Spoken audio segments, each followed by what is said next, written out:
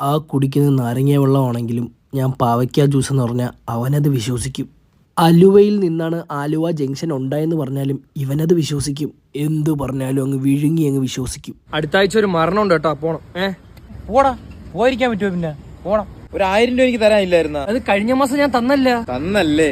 അതും അങ്ങ് വിഴുങ്ങി. തൂക്കിയല്ലോ നാഥാ. അതെങ്ങനെ ശരിയാവും? തന്നു.